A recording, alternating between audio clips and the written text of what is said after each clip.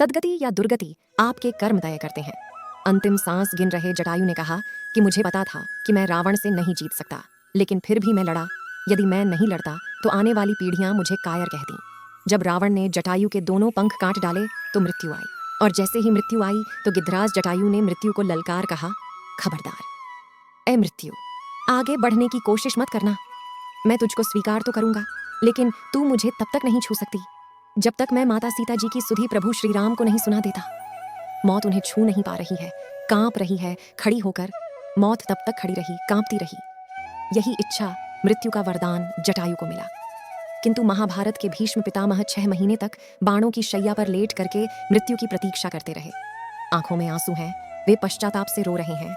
भगवान मन ही मन मुस्कुरा रहे हैं। कितना अलौकिक है यह दृश्य। रामायण में जटायु भगवान की गोद रूपी शैया पर लेटे हैं।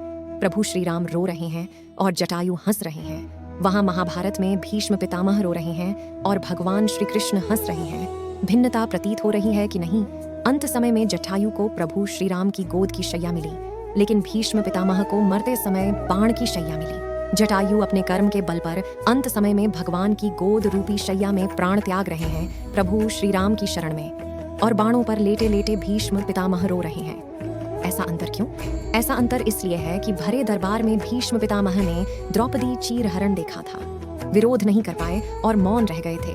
दुशासन को ललकार देते, दुर्योधन को ललकार देते तो उनका दुस्साहस न होता, लेकिन द्रौपदी रोती रही, बिलखती रही, चीखती रही, चिल्लाती रही, लेकिन भीष्म पितामह सिर झुकाए बैठे रहे, नारी की रक्षा नहीं कर पाए। उसका परिणाम यह निकला कि इच्छा मृत्यु का वरदान पाने पर भी बाणों की शैया मिली और जटायु ने नारी का सम्मान किया, अपने प्राणों की आहुति दे दी, तो मरते समय भगवान श्री राम की गोद की शैया मिली।